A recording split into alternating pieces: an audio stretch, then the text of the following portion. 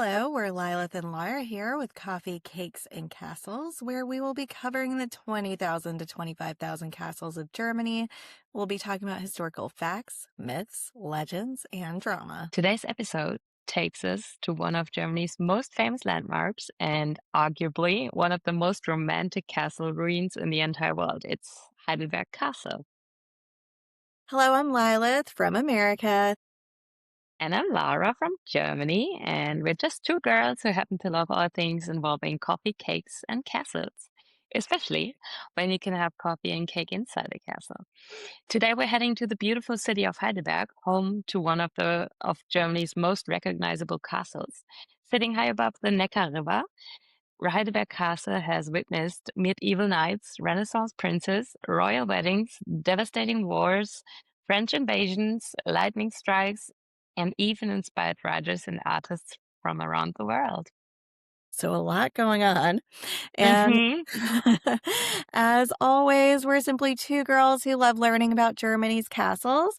If you'd like to learn some fascinating history without spending hours looking it up yourself, then this podcast is for you. Thank you so much for listening. Yes. Before we dive into the history, let's set the stage. Imagine you're walking through Heidelberg's charming Altstadt. The streets are lined with colorful Baroque buildings, cafes spill out onto cobblestone streets, students from Germany's oldest university hurry past, and somewhere church bells begin to ring. Then you look up. Towering nearly 80 meters above the city sits a magnificent red sandstone castle. Its Renaissance facade glows warm red in the afternoon sun, while sections of broken towers remind visitors that this castle has survived centuries of war. Below flows the Neckar River, crossed by Heidelberg's famous Old Bridge. It's easy to understand why poets once called Heidelberg one of the most beautiful places in Europe. And this is probably one of those castles where the view competes with the castle itself. Whether you're standing in the gardens looking out over the rooftops of Heidelberg or watching the sunset from the castle terrace, you're getting one of the most iconic views in Germany. And Laura, have you been here before? I've visited Heidelberg once and I've seen the castle from afar, but I have not been in the castle. But I looked up some pictures and it's just beautiful. And is Heidelberg as beautiful as I'm thinking it is? It's stunning. It's really, really beautiful. I love the city and the vibe is so cool because lots of students are hanging around and you can like sit at the Neckar River and they have lots of little cafes. I love it. It's really pretty. That sounds so nice. And if you would like to visit Heidelberg Castle, there are several ways to reach it. The easiest option is the Bergbahn or funicular railway, Mhm. cornmarked in Heidelberg's Old Town and takes visitors directly up to the castle. If you're feeling energetic, then you can also climb the historic staircase known as the Bergweg. It's a bit of a workout, but thankfully it's not nearly as intense as hiking up to some of Bavaria's mountain castles. And once you're inside, there's quite a lot to explore. Your ticket includes access to the castle courtyard, the famous Great Wine Barrel, the German Pharmacy Museum, and the gardens. And guided tours are available for part of the palace's interiors. And if you're planning your visit during the summer, you might even catch one of Heidelberg's famous castle illuminations. And we'll definitely be talking about those later because they have a fascinating origin story. I cannot wait to talk about this famous wine barrel. Yes. Interesting. And I'm going to start us out with a fun fact. Is that okay? That is okay. Do it. Heidelberg Castle isn't actually one castle. It's really a collection of buildings constructed over nearly 400 years. Different rulers kept adding their own wings, towers, courtyards, and Renaissance palaces. So what visitors see today is really a timeline that's been built in stone. And that's one of the reasons historians love Heidelberg Castle so much, because walking through the castle is almost like flipping through an architectural history book. You can see Gothic constructions standing right next to Renaissance masterpieces. So that is amazing. So let's do the history part. Let's begin and travel back to the early Middle Ages. Long before tourists arrived with like the cameras and their smartphones, long before students filled Heidelberg streets, there was simply a rocky hill overlooking the Neckar River. Nobody knows exactly when the first fortress was built here, which is quite interesting. That is like crazy that nobody really knows it. But most historians believe there was already some kind of defensive structure by the early 1200s, possibly even earlier. And the hill itself was strategically perfect. Anyone controlling it could watch traffic moving along the Neckar River and protect the important trade routes passing through the region. And controlling trade routes usually meant controlling money, which meant controlling the power, as we've talked about before. So naturally, everyone wanted castles overlooking the rivers. Exactly. And the first written reference to Heidelberg Castle appears in 1225, although historians generally agree that construction probably began earlier. At this point, the castle belonged to the Counts Palatine of the Rhine. We heard of those. We talked about them in another episode. And now, who exactly were they? Because Count Palatine sounds impressive, but also a little confusing. And we will just do a quick dive in because maybe you haven't heard the other episodes. So Lilas is just going to explain it a bit. Yes. So imagine you're one of the Holy Roman Emperor's most trusted nobles. You're responsible not only for governing the land, but also for acting on behalf of the emperor himself. That's essentially what the Count Palatine was. Over time, the title became even more prestigious. The Counts Palatine eventually became the Prince Electors, and that meant something very important. They were among the very small group of princes who had the exclusive right to elect the Holy Roman Emperor. And there were only a handful of electors, so owning Heidelberg wasn't just owning another castle. This became one of the political centers of the Holy Roman Empire, and some of the most influential rulers in medieval Germany lived right here. And I have got another fun fact. So, Heidelberg Castle wasn't always called Heidelberg Castle. During the Middle Ages, there were actually two castles on this hillside. The older fortress eventually became known as the Upper Castle, while the newer residence became the Lower Castle, which is the one that we visit today. The Upper Castle eventually fell into ruin, and today only archaeological remains survive. And honestly, most visitors had absolutely no idea there were once two castles overlooking Heidelberg. But as centuries passed, Heidelberg became richer, its rulers became more powerful, and the castle slowly transformed from a medieval fortress into something much grander. New palaces were added, elegant courtyards replaced defensive spaces, art, music, and learning flourished. And before long, Heidelberg would become one of the greatest Renaissance courts north of the Alps. Great wealth, as we have discovered, usually comes great drama, and Heidelberg certainly had plenty of it, because before long we'll meet the ambitious princess, an English princess who became Queen of Bohemia, one of Europe's most beautiful gardens, and eventually the French army. And let's just say that they didn't exactly come to Heidelberg for the sights. Yeah. And when we left off, Heidelberg Castle had become the residence of the Count Palatine, as we just said, later the Prince Electors of the Palatinate. Now, one thing you'll notice throughout the episode is that Heidelberg seems to have this incredibly ability to reinvent itself. We heard about that about some cities in the past episodes. So every few generations, someone decided the castle needs to be bigger, more beautiful, or more impressive than before. Which honestly seems to be a recurring theme in German castles. Nobody ever says, you know what, I think we're good. Instead, they say, let's add another palace wing. Or in Yeah. Ludwig's case, let me outdo my father. Yes, that's right. That is so fun that they are all the same. And by the 14th century, Heidelberg had become the permanent residence of the Electors Palatine. That was a very big deal. The Elector Palatine was one of the seven original prince electors established by the Golden Bull of 1356. These seven men were responsible for electing the Holy Roman Emperor. So Heidelberg wasn't simply a regional city anymore. It had become one of the political centers of the Holy Roman Empire. Diplomats traveled here, foreign ambassadors visited, and the decisions made within these walls sometimes affected all of Central Europe. And if you've listened to our episode on Ludwig II, then you know we've talked a lot about kings, but the Holy Roman Empire worked a little bit differently. Instead of one royal family automatically inheriting the throne, the emperor was elected. And of course, politics still played a huge role, but technically the emperor wasn't one who was born into the position. As we said, people had a say in it. Certain people had a say in it. Yes. Yes.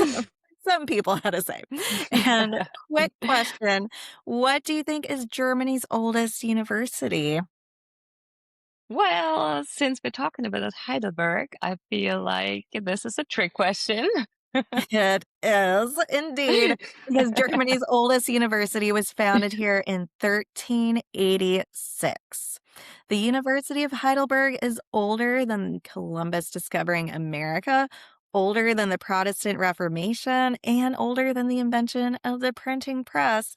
And today, it's still one of Europe's most respected universities. And that's one reason Heidelberg feels so different from many other German cities. It has like this wonderful combination of medieval history, Renaissance architecture, and thousands upon thousands of students riding bikes through town. So the university has shaped Heidelberg for over 6 centuries. And yeah, we're gonna dive into the history of the university and Rupert the First. And he was the founder. He was Elector Rupert the First. He founded the university. At the time, many German students had been studying in Paris. And however, political conflicts and church disputes made that increasingly difficult. And that's where Rupert saw an opportunity. If scholars couldn't study abroad, why not build a university here? And he received permission from Pope Urban the Sixth. And just like that, Germany's first university was born. Which also meant Heidelberg became something more than just a political capital. It also became an intellectual one, with students coming from all across Europe. Professors were debating philosophy, there was law, medicine, and theology. Books filled the libraries. They were spreading ideas, and eventually those ideas would help shape one of the biggest religious moments in European history. But we're getting ahead of ourselves. Yeah, because we need to talk about the castle a little bit more. And as Heidelberg became wealthier, its rulers wanted a residence worth of their status. Remember, this wasn't one construction project. For centuries, nearly every elector left his mark. One ruler added towers, another one built new halls, someone else redesigned the courtyard. And it's almost like every generation wanted to leave behind a signature and their own stamp. Which explains why, when you visit today, none of the buildings look exactly alike. You can stand in the courtyard, turn around, and be looking at buildings from a completely different century, which is Yeah. pretty amazing. And that was one of the things, it's one of the things that I really love about Germany is how old everything is. Um, Yes. because I am American, and we just don't have we don't have that. We don't have a university that was built in the 1300s. That is crazy, right? I didn't know that it was before America got like discovered. It's Yeah, crazy. very cool. Yeah. Yeah. And by the 1500s, Europe was changing. Artists were rediscovering the ideas of ancient Greece and Rome, and architecture became more elegant. Symmetry became fashionable. Decoration became far more elaborate. And the electors wanted Heidelberg to reflect these new ideals. And this is when the castle truly became spectacular. One of the first great Renaissance buildings was the Ott Heinrich building, or Ott Heinrichsbau. And if you have ever visited Heidelberg Castle, this is probably the facade that you may have spent the most time looking at. It's absolutely covered with sculptures of kings, emperors, Roman gods, biblical figures, and symbolic statues. And there's something to discover everywhere that you look. which is so cool. You really have to take a look at that. That looks amazing. Yeah, and the building was commissioned by Elector Ott Heinrich in the mid 16th century. Interesting, Ott Heinrich had quite the dramatic life himself. He loved art, he loved books, he loved architecture. Unfortunately, he also loved spending money. And as we know from history, that usually doesn't end so well. No, it really didn't. And he financed enormous building projects. Just side fact, it's nearly as Ludwig did. And yeah, he collected priceless manuscripts. He supported artists, also Ludwig. And eventually he went bankrupt. He actually had to leave the Palatinate for a time because of his death. And despite of all that, he returned later as elector and continued transforming Heidelberg into one of Europe's most magnificent Renaissance courts. And history does tend to remember people like that. As we have talked about, maybe not so much the people in the background, but definitely the electors, the kings, and the architects. Yeah. And speaking of all of this, let's talk about one of Europe's greatest lost treasures, the Bibliotheca Palatina. This library became one of the most important collections of manuscripts in the Holy Roman Empire. It contained thousands of handwritten books. Long before printed books became common, scholars were traveling across Europe just to study there. Sadly, during the 30 Years' War, the collection was taken as war booty and sent to the Vatican. Many of those manuscripts remain there today, although in recent years, many have been digitally reunited online, which is pretty amazing. Imagine medieval books that were separated for hundreds of years, and they're now accessible together again because of the internet. Pretty cool that they did that. Like, Yes. yeah. So let's jump into the topic and see the castle as a home. One thing I always like imagining is what was daily life actually like there? And that's what we were talking about, the series we were watching. And what's the name again? Bridgerton? Bridgerton. Yes. Yeah. And that is what made Lilas and me like fall in love a lot more with the history and the daily life. It wasn't just grand banquets and royal ceremonies. The castle functioned almost like a small town. There were kitchens, bakeries, stables, smiths, guards, servants, musicians, gardeners, scribes, and countless craftsmen. A castle had to be maintained, so lots of people. Hundreds of people lived and worked here every single day, and the elector may have occupied the finest rooms, but it took an enormous staff to keep everything running. Which makes sense because you definitely cannot maintain a palace that size by yourself, Nope. especially before electricity and running water and modern plumbing. And can I mention something? One of the biggest status symbols in Renaissance Europe wasn't necessarily gold or the jewels or the fancy clothes, but having an exotic garden. Absolutely. Like rare flowers, foreign trees, medicinal herbs, and they even had citrus fruits. If you could grow plants from distant countries, you were basically showing off to every visiting diplomat. It's kind of the Renaissance version of saying something like, oh, this little orange tree, I imported it from Italy. Oh, yeah, right. That was the flex at that Yeah. time. Which I think there's scenes kind of like that in Bridgerton where the queen has like Yes. imported all of these foreign the animals and things like that. Yes, that is so funny. By the early 7th century, Heidelberg Castle had become one of the finest Renaissance residencies in Europe, as we said. Its libraries were famous, its university attracted brilliant minds, its rulers ranked among the most powerful princes of the Holy Roman Empire, and everything seemed to point toward a golden future. Then love would enter the picture. A Scottish born English princess and a German prince formed an unexpected royal marriage and a political decision that would throw Europe into chaos. And now we will meet Frederick V and Elizabeth Stuart, the famous Winter King and Winter Queen, explore the breathtaking Hortus Palatines, once called the eighth wonder of the world, and see how one royal couple unintentionally helped spark one of Europe's most devastating conflicts, the 30 Years' War. When we left off, Heidelberg Castle had become one of the grandest Renaissance residences north of the Alps. The Electors Palatine were wealthy, the university there was flourishing, and the castle had become a center for politics, learning, and culture. And things at that point were going pretty well. hmm Which, if you listen to enough history podcasts, usually means something terrible is about to happen.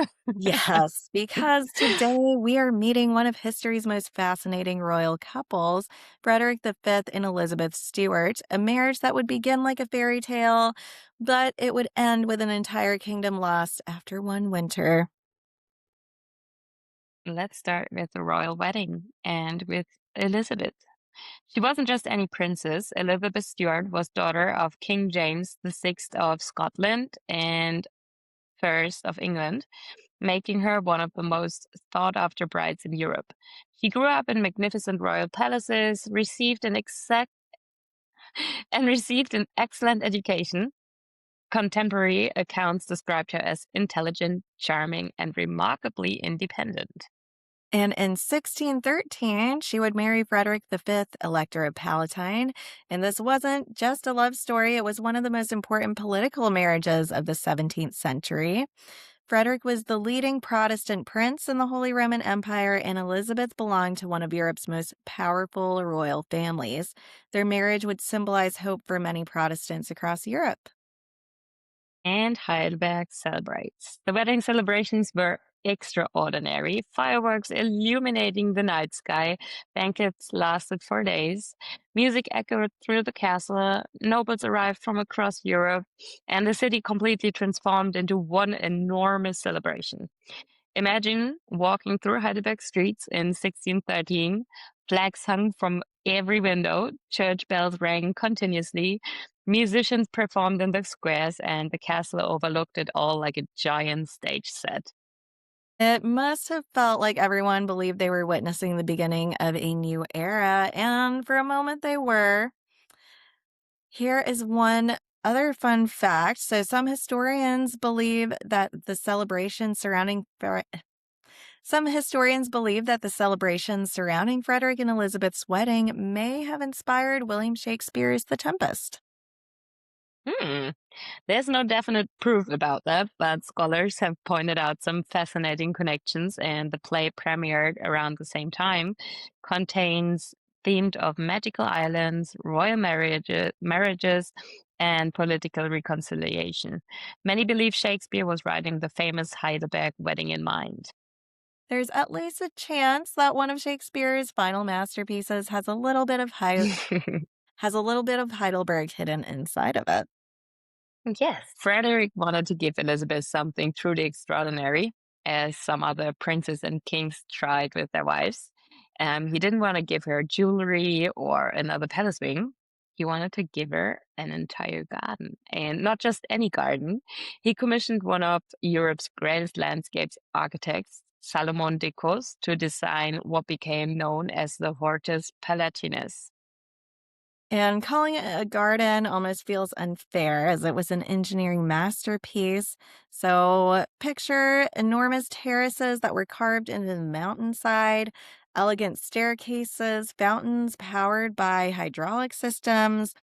There were artificial grottos and exotic flowers, fruit trees, statues of Roman gods, perfect geometric patterns stretching across the hillside, and it was intended to rival some of the greatest gardens in Europe. And people were so impressed by the plans that they began calling the Hortus Palatines the eighth wonder of the world. That is a pretty bold nickname, but honestly, looking at the original drawings, you understand why. It combined architecture, nature, mathematics, and engineering in ways few people had ever seen before. And the sad part to this is that it was never fully completed. Mm, History had some other plans. When they built the gardens, the workers were reshaping the mountain Thousands of tons of rocks were removed. The retaining walls were built by hand with terraces and the hillsides, and it was one of the largest landscaping projects in Europe at the time. And even today, when you visit Heidelberg Castle, you can still walk through parts of those original terraces. The gardens may never have been finished, but they're still very, very beautiful.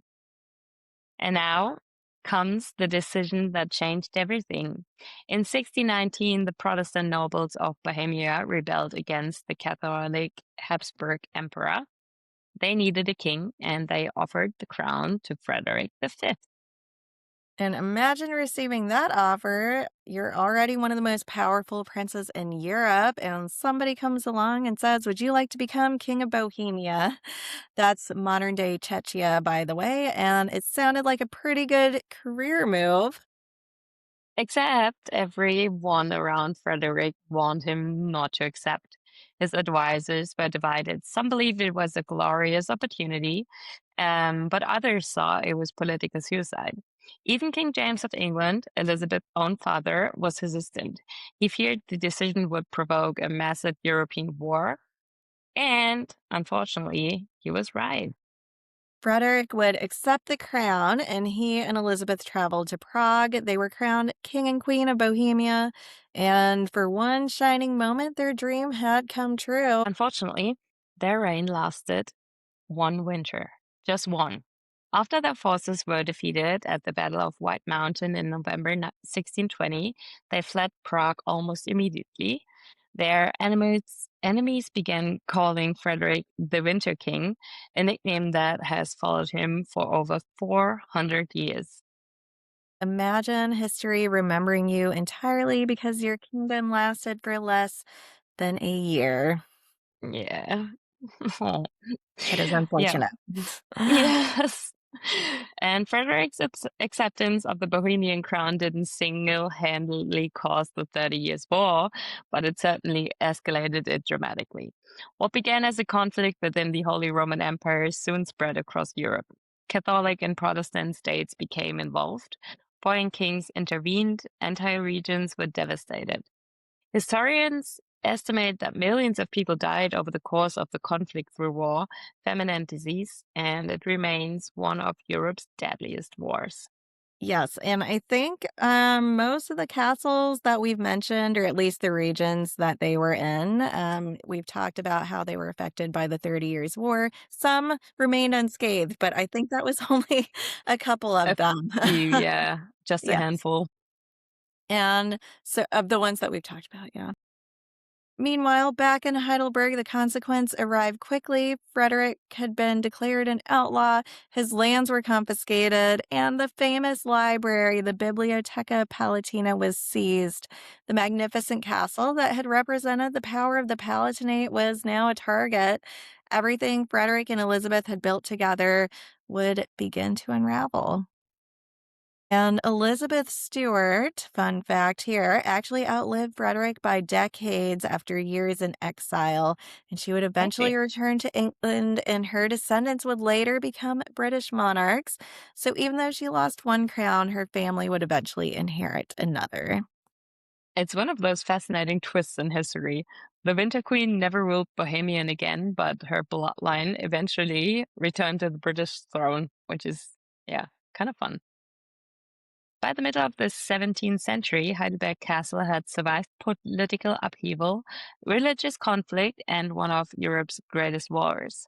Surely that had to be the end of its suffering.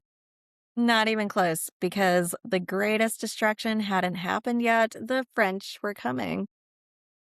While Frederick and Elizabeth's story reshaped Europe, Heidelberg itself was about to become the target of a very different kind of power struggle, not one driven by love or crowns, but by territorial ambition and royal revenge.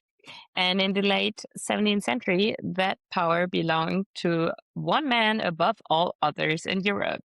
And his name was King Louis XIV of France. Louis XIV, the Sun King, ruled France at a time when European politics were basically a constant power struggle. And in the late 1600s, he looked east toward the Holy Roman Empire and decided he wanted to expand French influence along the Rhine. And the Palatinate sat right in the middle of that region. Strategically very important, as we heard, rich in resources and politically vulnerable. Which is not a good combination. If history teaches us anything, it's that strategically important and vulnerable is an invitation for disaster. Yep, that seems like it. And in 1688, France invaded the Rhineland during the War of the Grand Alliance, also known as the Nine Years' War. French troops advanced into the Palatinate and systematically destroyed towns, cities, and fortifications. And unfortunately, Heidelberg Castle was not spared. It was actually specifically targeted. Oh, French forces entered Heidelberg and began dismantling its defenses. Walls were breached, towers were damaged, and part of the castle were deliberately set on fire. But the destruction didn't stop there. In 1689, French troops returned and escalated the devastation. They set off controlled explosions inside the castle structures. Gunpowder charges were placed in key buildings, so the entire section collapsed. Imagine standing in a place that had taken centuries to build and watching it be destroyed in days. And that is what happened here. And you might be wondering why destroy a castle so thoroughly instead of just occupying it. Yeah, great question. The French military strategy at that time was based on denying enemy forces any usable strongholds. If they couldn't control a fortress, they destroyed it. And Heidelberg Castle was too strategically valuable to leave intact. Yeah, which is, yeah, it makes sense out of the view of the French people. And after the French withdrew, Heidelberg Castle was no longer a functioning residence. It was a ruin, but not yet the romantic ruin we know today.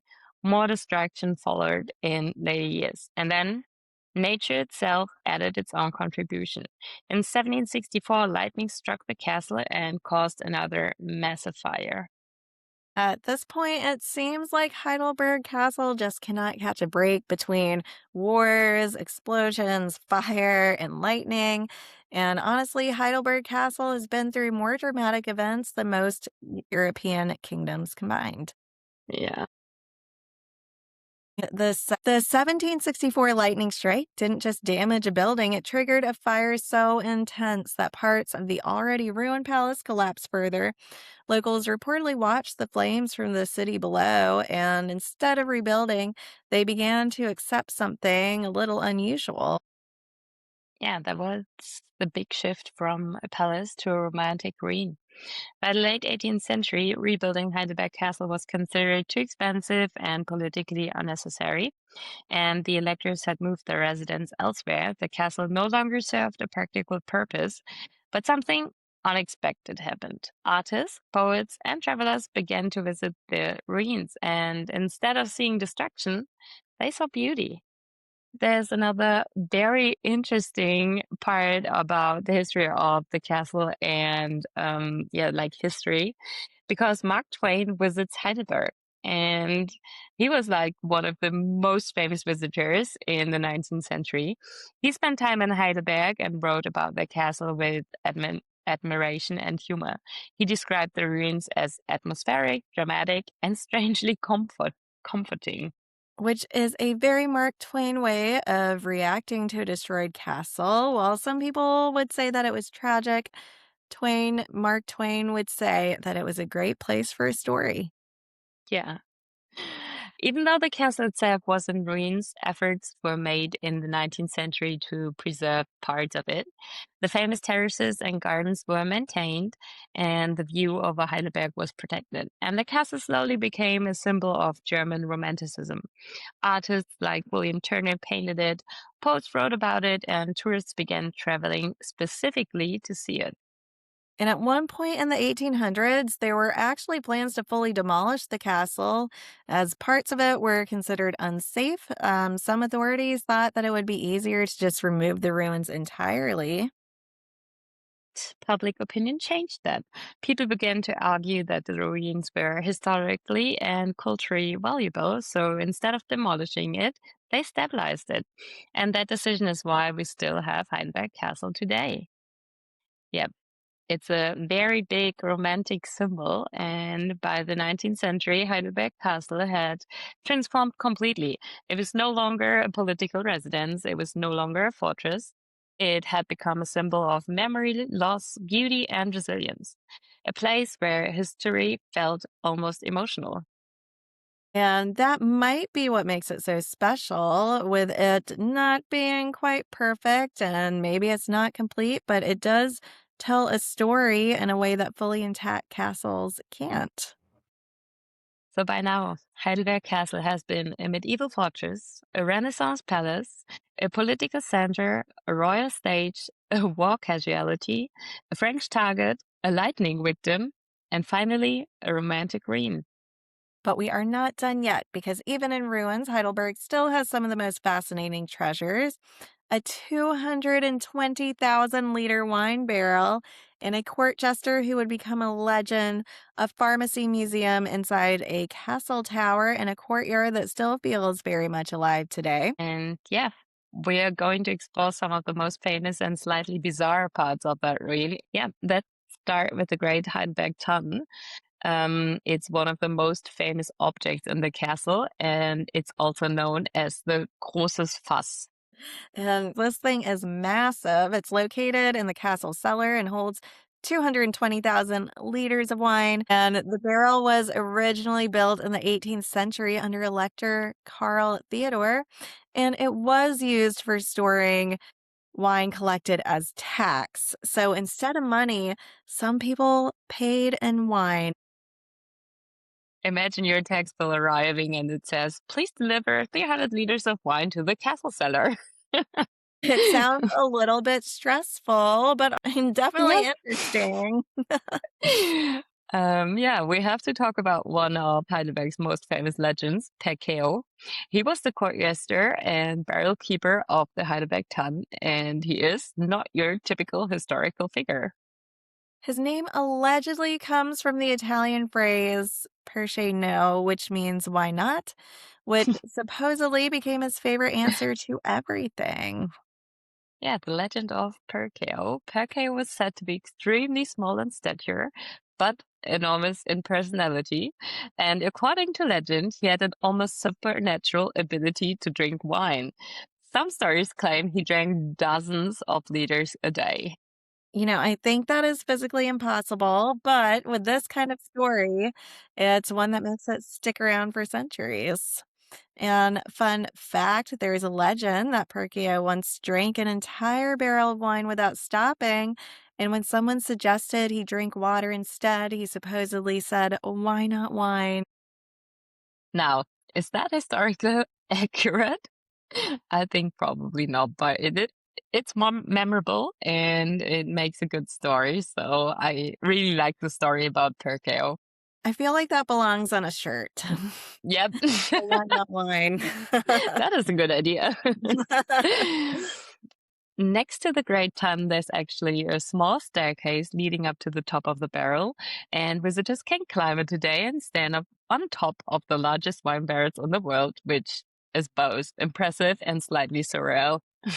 And it's moments like that where you might stop and think, I'm standing on a century-old wine barrel inside a castle ruin in Germany, and that is just a normal day for you if you're visiting the Castle of Heidelberg. I think that's a pretty great story about the It wine is. barrel. Yes, it is. Let's jump to the Apothecary Museum. We move on from wine to something a little bit more medical. Inside one of the castle towers, you'll find the German Pharmacy Museum. And this is a very cool part of the castle as it shows the history of pharmacy over several centuries. It starts with medieval herbal medications to early chemical experiments and includes a beautifully decorated apothecary room. Mhm. And in medieval times, medicine was a fascinating mix of science, superstition, and guesswork, with doctors using herbs, minerals, animal parts, and sometimes ingredients that would make you question things. And yet, this was the foundation of modern pharmacy. So, walking through the museum is like watching medicine evolve in real time, which is pretty amazing. Yeah. Yes. Let's jump to the next part. And if you visit Heidelberg Castle today, the courtyard is probably where you'll spend most of your time.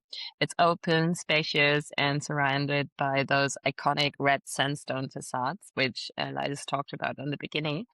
Even though the buildings are ruined, there's still life here. Tourists, street performers, guided tours, and of course, cafes nearby in the old town waiting for your post-castle coffee and cake. Which brings us to the most important question of all, but we will save that for the end. Because we have to talk about the Illuminations, and one of the most magical traditions in Heidelberg is the castle illuminations. Several times a year, the castle is lit up with red flares and fireworks, and the tradition is meant to recreate historical moments when the castle burned during the wars. Which may sound dramatic, and it kind of is.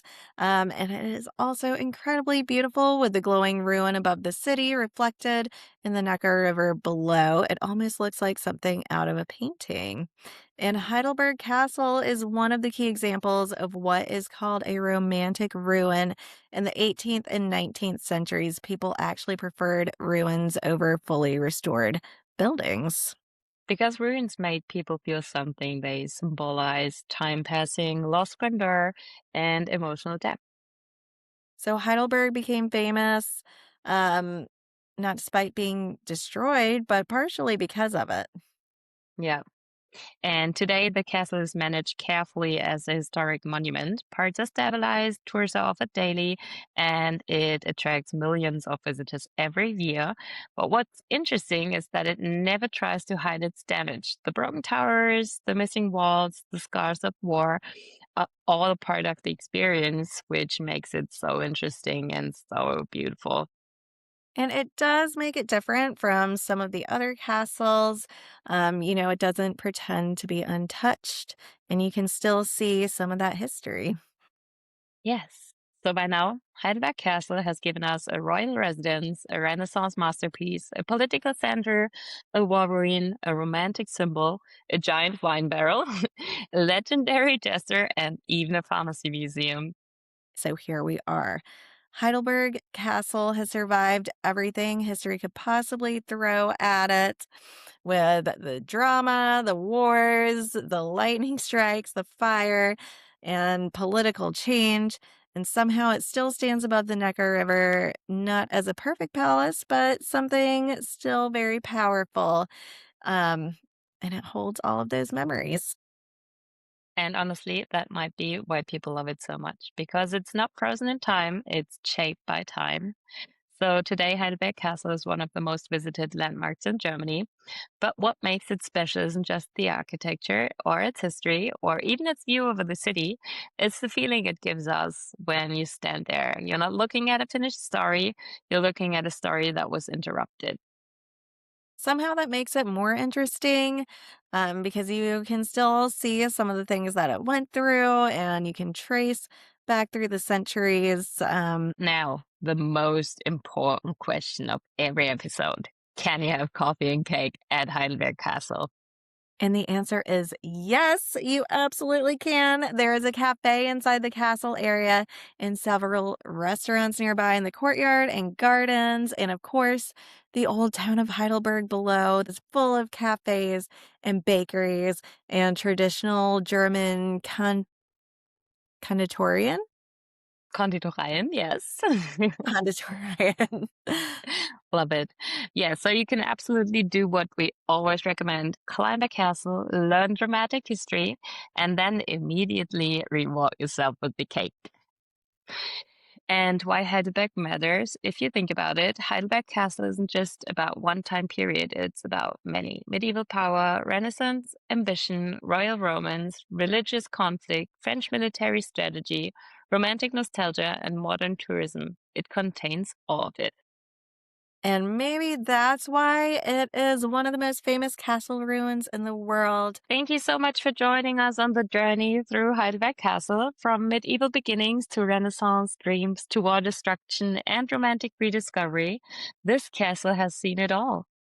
And as always, we're just two girls who love coffee, cakes, and castles. Thank you for listening in.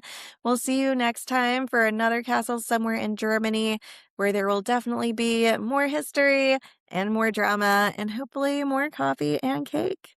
Yes. Thank you so much, guys. Thank you Bye. guys. Bye.